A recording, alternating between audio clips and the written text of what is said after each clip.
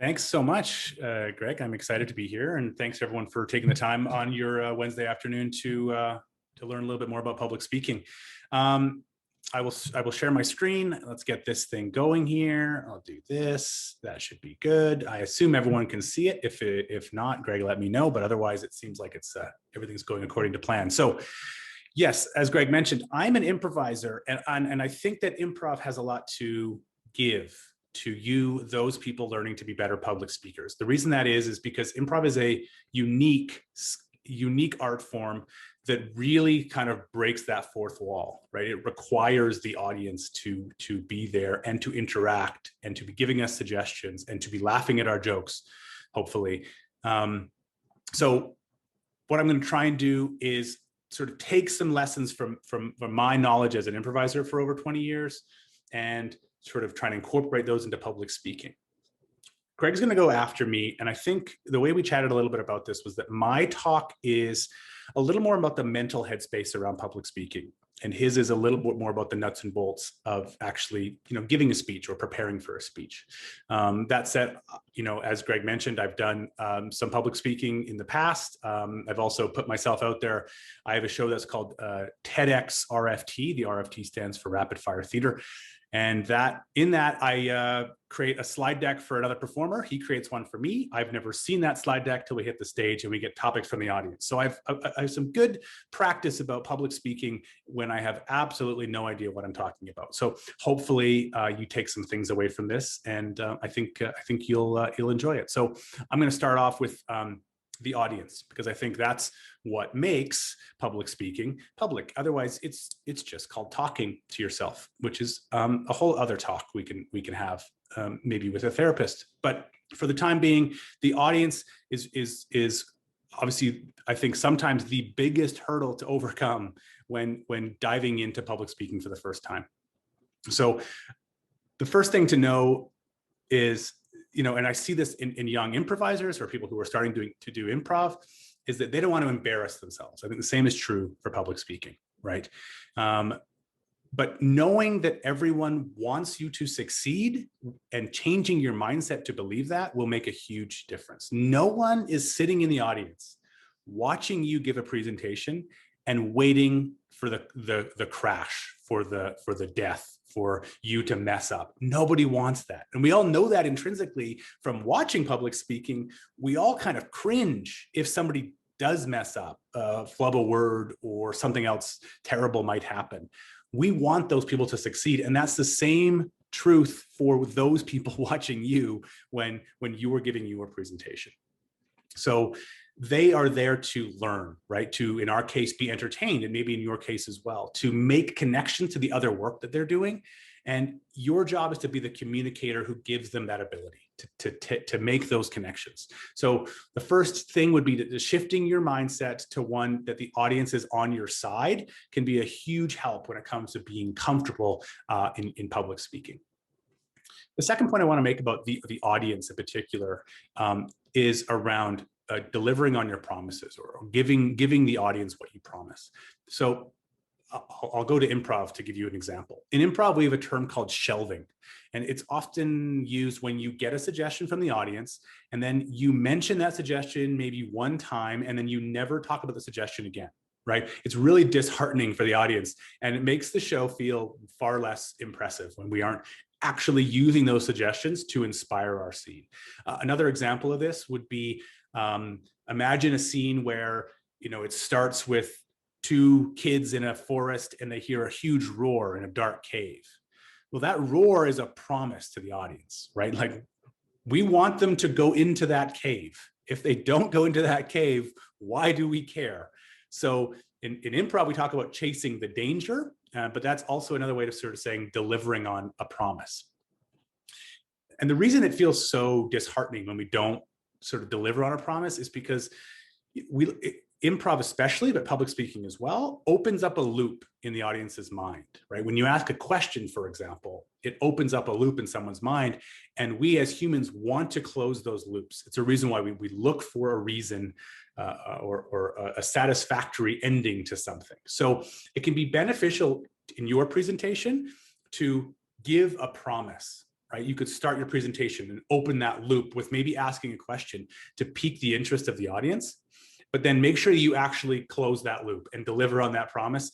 Otherwise, it can really fall flat. And I'm going to throw this in there because it's not necessarily in my notes, but the two things people remember about an experience, be that a public speaking engagement or a scene or an improv show, is the best moment in that and the end. So closing that loop can really help solidify a solid ending to your presentation, which can be sometimes the hardest thing to figure out. Also, I want to talk about storytelling. Improv is huge in storytelling. Obviously, we're telling stories all the time. At least that's the hope. And stories will certainly make your presentation far more interesting if you can try and kind of weave one throughout, or at the very least, talk about why you're interested in the research that you're doing and why that person should be interested in hearing about it. So I'm going to show you a couple of things. One, again, when improvisers start with doing improv for the first time, we talk a lot about telling stories, but one of the biggest hurdles they face is that they have this idea, and I think this is sort of inherent in stories, is that they need to be huge and epic and have enough information to fill a trilogy, but that's just simply not the case. And we all know that humans sort of love stories, right? They are built to capture our attention. We're sort of biologically driven to listen and understand stories. So it's really important to sort of use them effectively. But getting over this hurdle, this understanding of like, they don't have to be these epic stories. You know, again, they don't have to be Lord of the Rings. They don't have to be, you know, the 6 good seasons of Game of Thrones and the 2 throwaway seasons that nobody likes to talk about. They can be very, very simple. I'll give you an example of that. So, I mean, in terms of an improv scene, for example, it could be 2 people sitting at a doctor's office in a waiting room. One is scared of being at the doctor. The other is calm, reading, I assume, a Reader's Digest from 1993. The calm one is annoyed at the scared one, and things escalate from there. That's a story, right? An example from Hollywood that I often use in my presentations or in my like facilitating improv workshops is the Oscar award winning movie A King's Speech. So if you haven't seen it, I'm going to ruin it for you. But it's about a king who can't talk, learns to talk, and then talks. Right? That's the story in a nutshell. So if you want to use a story to your advantage in some of your public speaking, you should sort of aim to keep it simple and effective. And so you might be saying, how can I do that? And that would be an excellent question. So I wanted to give you an interesting example of something that we do or I do as an improviser, but it's actually an old copywriting trick that has been used in long form sort of marketing stuff as well. And it's called ABT. So and, but, therefore. It's like a really quick way to tell a story. So and sort of helps set up the background and gives momentum to the story, but creates the conflict for that story and adds tension that a good story needs, and therefore sort of finds a conclusion to that story. So here's an example. A young man meets a crazy scientist and travels to the past in a time machine and meets his future parents. But he accidentally distracts his mother from noticing and falling in love with his father. Therefore, he is forced to bring them together or he will cease to exist. Obviously, Back to the Future, but a really quick synopsis of what that story is actually about. So using this ABT format can be really helpful in finding your story, the story of your presentation really quickly and effectively. And what I like to do if I'm writing copy or if I'm thinking about writing a story or if I'm using a story in my presentation, I'll often figure out what the story is and just put it at the very top of my notes so that I can always kind of check back to it. Am I following this thread of this story that will help people make connections to the information that I'm telling them? So I hope that's helpful. And if there's more questions, we can chat more about examples of using ABT and using story effectively. Obviously, I wouldn't be much of an improviser if I didn't talk about the idea of using humor. Right. So humor is obviously a pretty big tool in improv. Hopefully that's the case. Generally speaking, it is. But obviously, it can also play a big sort of powerful tool in your tool belt for public speaking. So again, when I teach improv classes, if I facilitate sessions with corporations, for example, one of the major roadblocks to people learning improv is they say, but I'm not a funny person.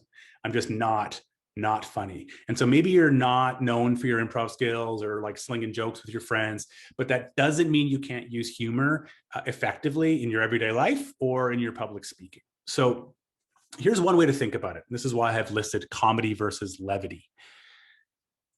Think about it like this. If you know, a professional athlete is the equivalent to a comedian, right? An amateur athlete is sort of the equivalent to like using humor, but someone who exercises is the equivalent to using levity. So I'm stealing this from a book called Humor Seriously, which is brand new and a really great book that really breaks down the power of humor, mostly in the workplace, but also in life more generally. So this is not that you have to be funny, it's that you can still introduce levity in a way that helps make people sort of more connected to the work you're doing and to you as an individual, provides a little bit of personality to the conversation. And you know, you don't have to necessarily have everyone rolling in the aisles for it to be, you know, to use levity or humor effectively. You know, in fact, this book talks about this. There's actually, if you can use levity in your you know, sort of work life, whether that's in an email, they talk about using it as you know, as when you're signing off from an email, or maybe in a bio, for example. It can actually make you be perceived as a more intelligent person, which, you know, of course a comedian is going to say that, but I found that very interesting. If you can try and use some levity, it sort of gives you this air of confidence and air of sort of a little bit more intelligence about that particular topic that you're talking about, because if you can make a joke about it, you probably understand it really, really well. And this is the thing, they don't even need to be funny. What they found was that even just trying to make a joke, provided it doesn't offend anybody, which is a whole different conversation, it can be really, really effective as a use in your talk. So you know, again, reframing the idea of humor or jokes in your public speaking as just a simple element to sort of add levity can be really, really helpful. And certainly make you more comfortable kind of under the lights, right? The jokes, again, don't need to be like making people bust a gut, but finding little moments of levity can be really, really, really, really helpful in having you, be more confident, actually be more confident, and also come across as being more confident on stage. And people are sort of generally like to be, you know, entertained by a little bit of humor. And so something that I wouldn't shy away from if you're someone who thinks I'm not funny. Just try and find tiny, smaller elements to use a little bit of levity in some of your conversations. Okay. The last point I want to make here is the idea of embracing mistakes, right? Improvisers have a really great relationship with mistakes and failure. So they can be a huge source of fun and interest and laughs in like every single improv show that you've probably ever seen or that I've certainly ever done. So let me give you an example. Imagine a scene where two people are talking about getting married, for example, and one person or one actor makes a legitimate mistake of calling their, in this case, soon-to-be spouse, the wrong character name. That could be awkward for that improviser, but often if we are sort of following along the improv principles of yes and, suddenly a new mystery character is revealed. Maybe they pop out of a closet and suddenly this entire scene about these newlyweds is about one of them cheating on somebody, and no one saw that coming and all came out of just a single mistake. So as improvisers, we really hone in on those mistakes. We want to find them because it's an area of interest for us that we can really build on, and it makes the audience laugh because it's a big left turn.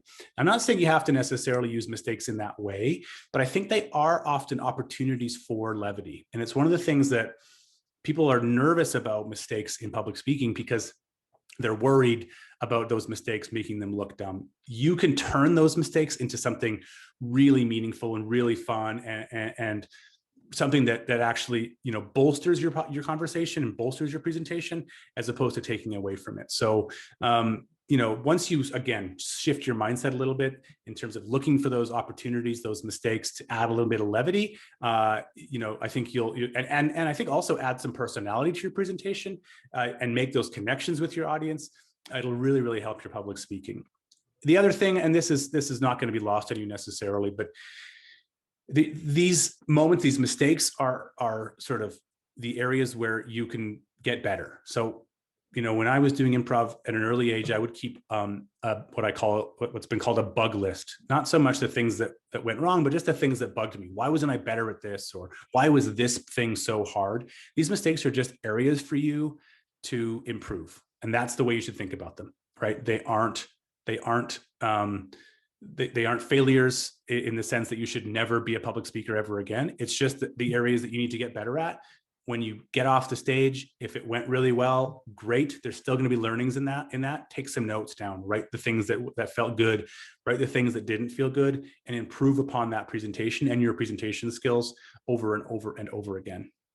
So I would say take every opportunity you can to do public speaking if it's something you want to get better at, right? It's really important to do that. And these mistakes are just opportunities for you to learn. And for those people who don't necessarily understand what improv is, I often use the example of like meditation or yoga, right? In meditation, this idea of being present with yourself is pretty clear in meditation. And I think people sort of intrinsically understand that. Improv is the same. It's just being present with everybody, right? It's just a practice. It's not something that you'll ever figure out completely, but it is something you will get better at. And public speaking is the exact same way. It's just a muscle that you have to work, that you have to flex, that you have to lift different weights and try different things to get better at. And with more practice, you'll get far more comfortable on stage and far more comfortable off stage. Honestly, meeting people in the street that you maybe didn't know when we can finally take our masks off and be within 6 feet, it just gives you a far more confidence as someone going into elements where they maybe don't necessarily understand what's likely to come up.